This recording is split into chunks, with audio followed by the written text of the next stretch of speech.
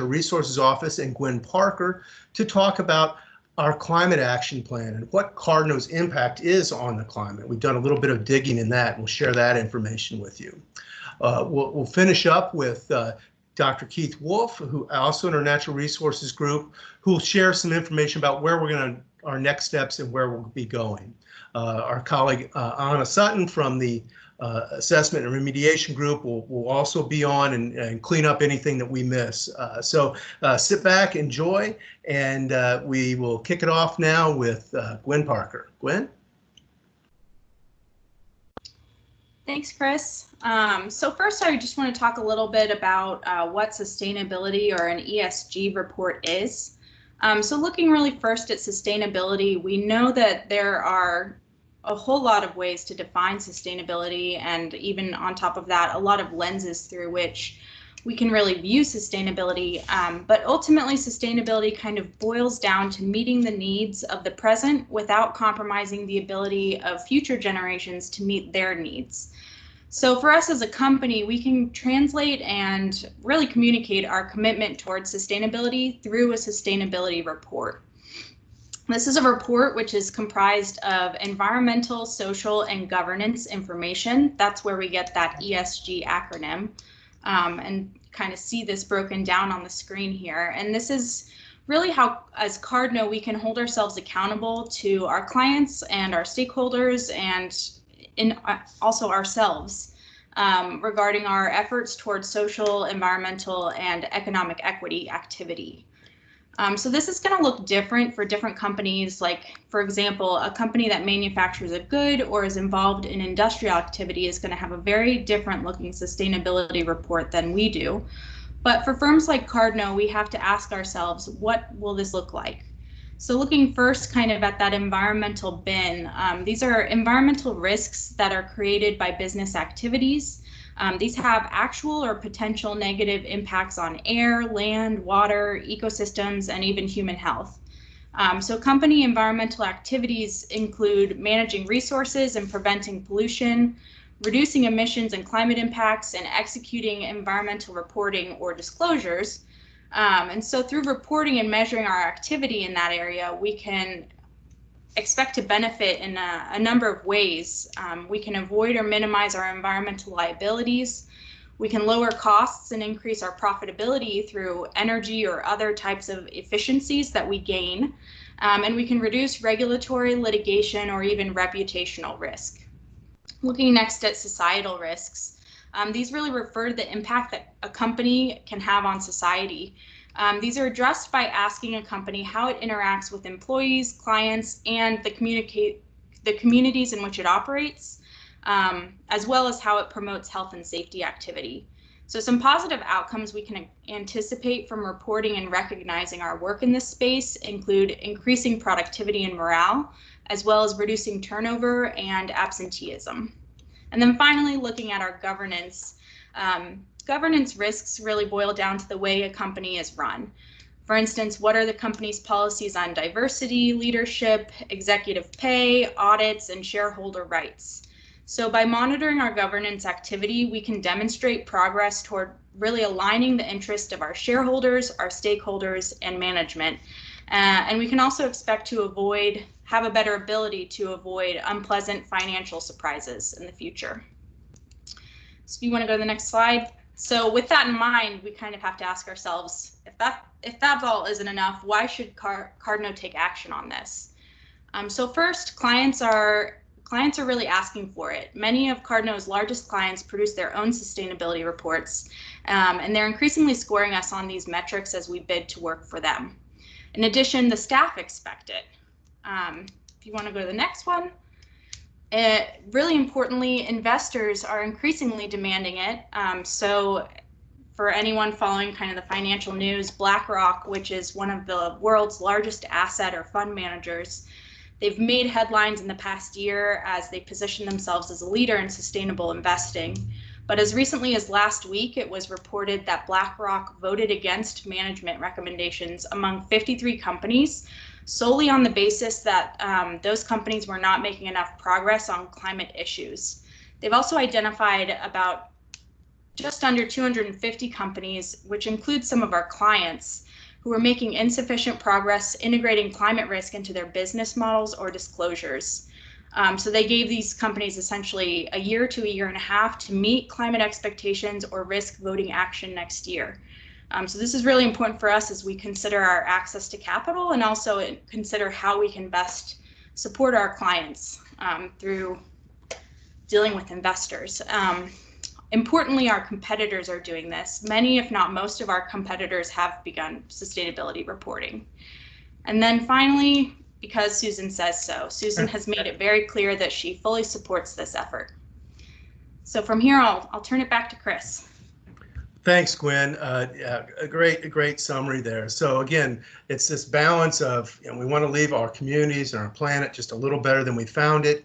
And in a corporate context, what we talk about and how we achieve that goal is through this ES&G process. So a little over a year ago, we at Gwen's recommendation through the innovation proposal, started to develop a pilot sustainability plan just for science and environment. We put together a task force and spent the better part of 6 months researching what other companies are doing, researching the various global frameworks for how companies communicate and report on their sustainability programs, and collecting our own data and doing some analysis to the extent that we could do that. We made several recommendations then, which and released that report in February of this year. And by the way, all the documents that we're talking about will be made available or already are available on our intranet page. So if you want to take a look at them, we encourage you to do so. But our recommendations, first and foremost, was that we ought to extend this sustainability plan and reporting process beyond science and environment, beyond the Americas, to incorporate all of Cardno. We also talked about this other kind of key element, which is not just an internal belly grazing formula we're doing here. We think that there's a lot of opportunity for client services. And so another key recommendation was to stand up a robust climate science and a sustainability services program. And we're in the process of doing that. Also important to note, because there's so many companies out there that are sharing and disclosing this information, we should be doing this in context of a recognized global compliance format, and that is what we chose, SASB, and we again think this could be a good format for the rest of Cardno. In terms of that client-facing standpoint, I really encourage you to take a look at these two statements of qualification, one on climate science and resiliency, the other on a renewable energy program, both of which do a great job of introducing our clients and potential clients to the range of services and capabilities that we offer in this space.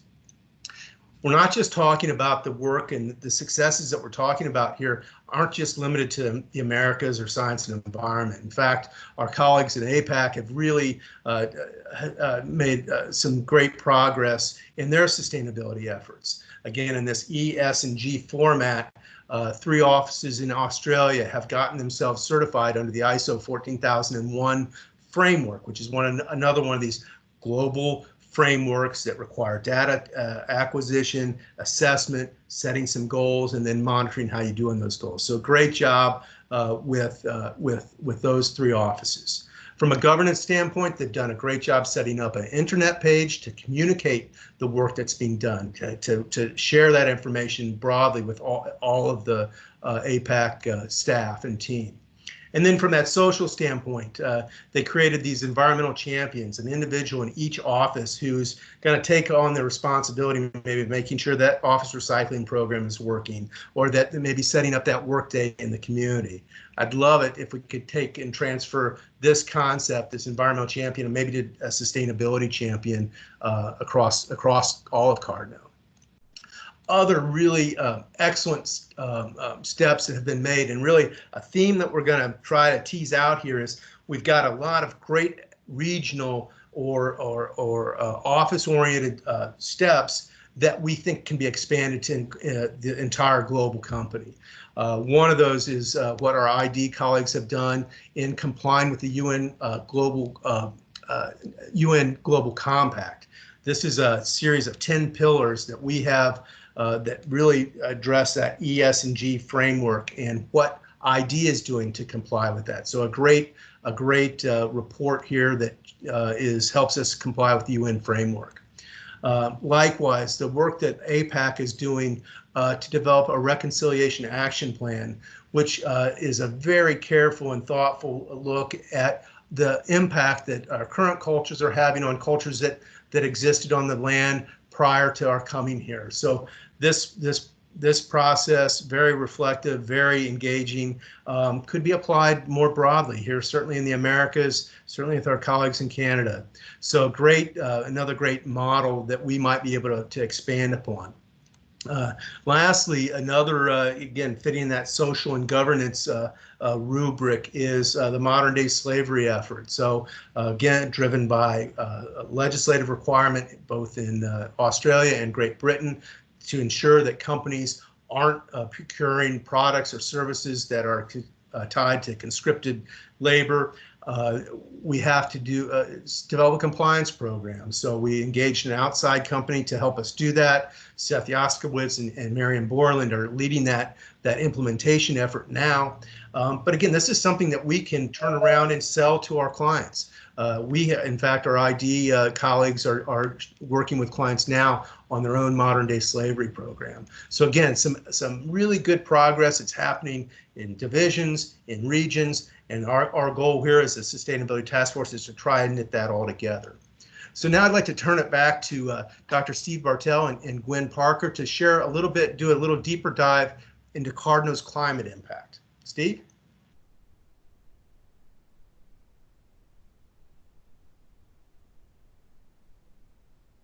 Steve? Might have to unmute, Steve. Forgot to unmute, sorry.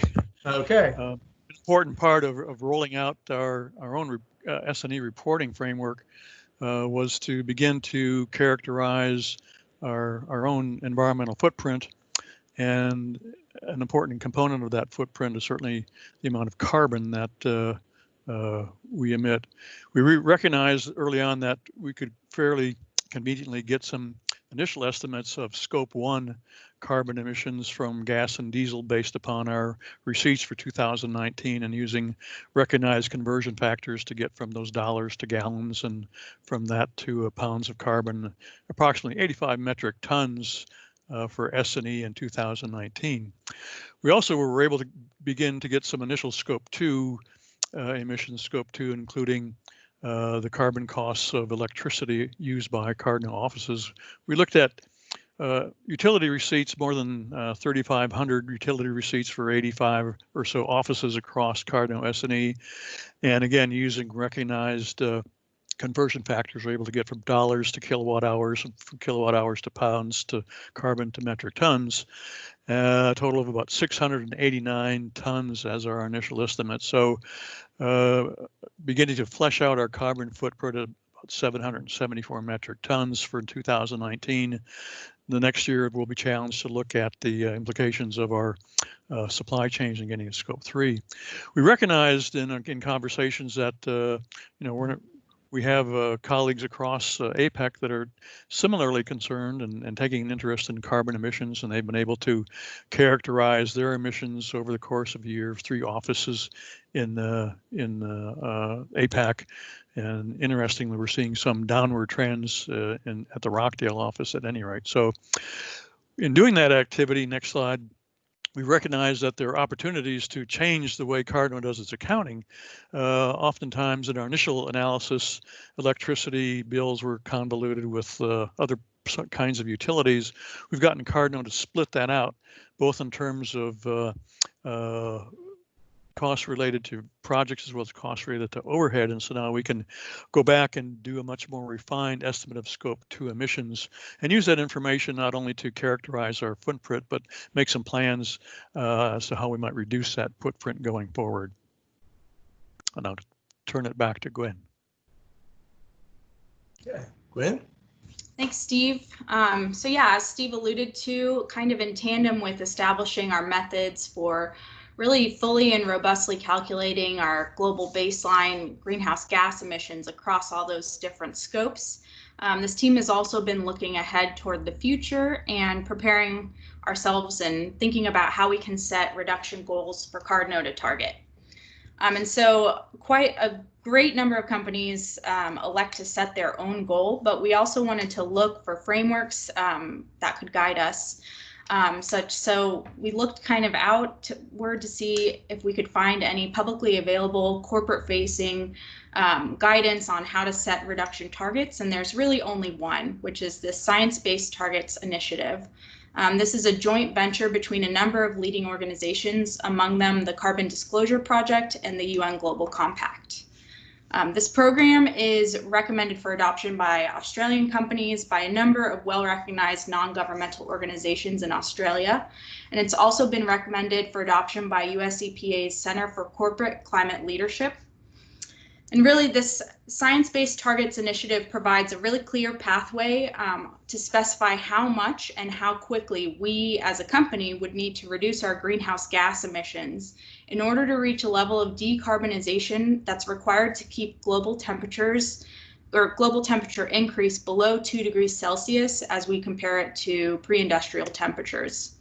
They go about this through quite a few different modeling approaches, but if you want to go to the next slide, Chris, I'll go ahead and show one scenario based on the data Steve just described that we collected for Science and Environment in 2019. So we can see here on the left, Cardno's Scope 1 and Scope 2 baseline and emissions reduction targets over the course of 5 years. Essentially what this amounts to is a 2.5% reduction per year, or a 12.5% total reduction over 5 years. And this target has been set in line with curbing global temperature increase to below 2 degrees. And then on the right, we can see reductions in line with curbing global temperature increase to below 1.5 degrees Celsius.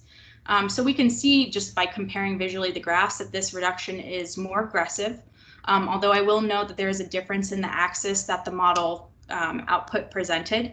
Nonetheless, it is more aggressive still. This represents a 4.2% reduction year over year, or a 21% total reduction over the course of 5 years.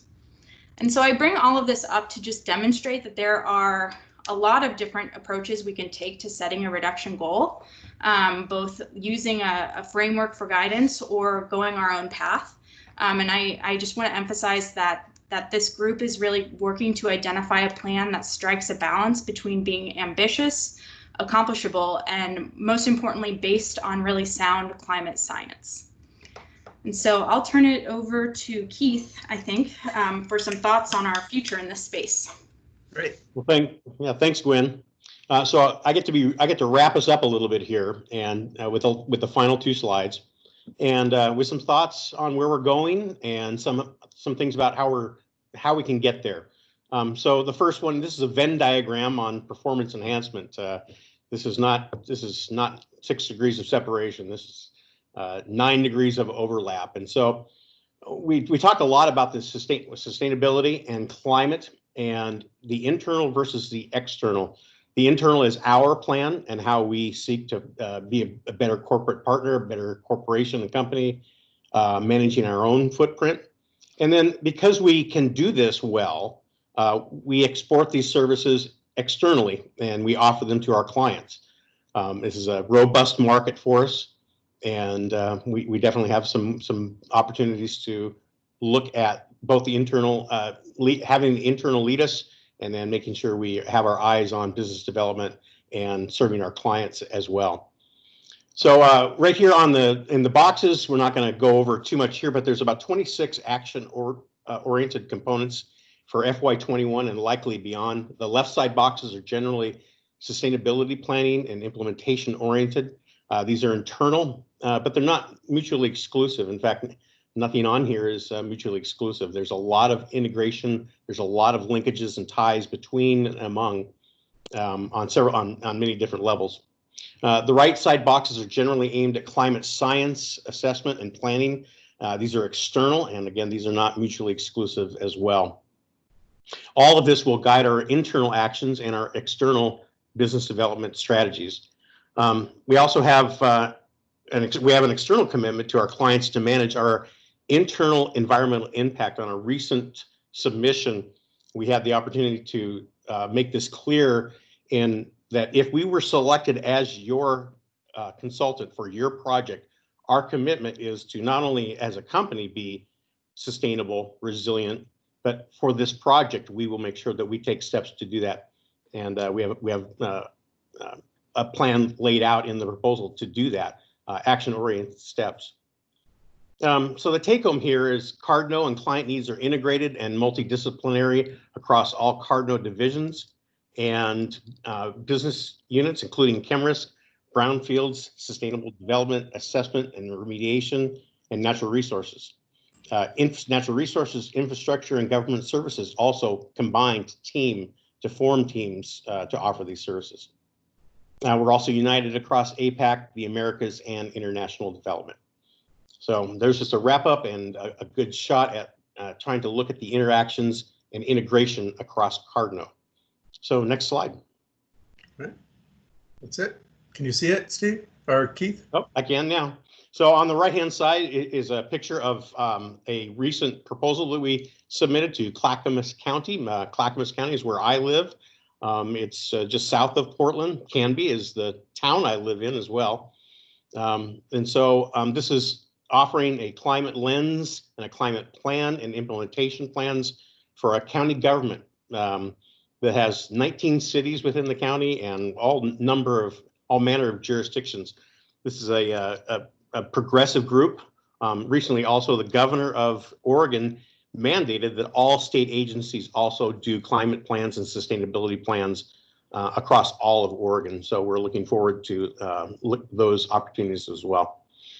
So what's next? How do we succeed and thrive as a sustainable global company and do the same for our clients as expert practitioners? To this end, we have identified 5 objectives here on this slide, and we're forming up on 4 immediate actions. So the first of those is since there is significant multidisciplinary dimension to this work, we need to be excellent internal communicators and project managers, especially as a task force. Externally, we need to brand business development and win our way to success. The reach of this work is global, and it will require that we think, plan, and act beyond AM&E. We'll also need to coordinate between the business units and divisions, as we talked about before.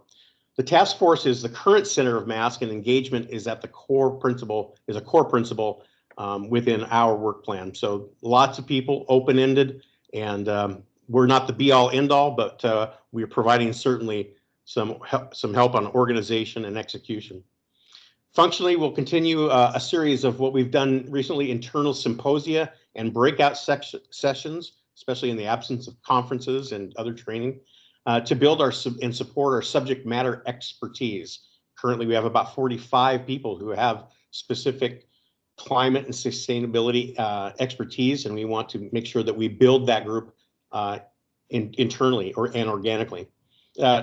Secondly, to inform our internal sustainability plan processes and actions.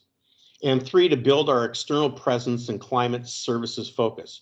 Our focus will be to do what we do best and do it best. So finally, to maintain momentum, we're considering forming 3 work groups around the ESG model: environment, sustainability, and governance. These will be small, agile groups of 3 to 4 folks who will take on specific sustainability plan deliverables and report out to the task force. These groups will be diverse and technically focused, and they will also support our external business development. So in closing, Cardno and our clients each require sustainability, resiliency, and assessment services, and the climate action plans and tools necessary to achieve their goals, just as we do to achieve our own. There's good news here. We have the staff, we have the skills and relevant project experience to do this work, and we're going to go forward and do this work on behalf. So I'll turn it back to you. Thank you. All right. Well, thank you very much. We appreciate everybody's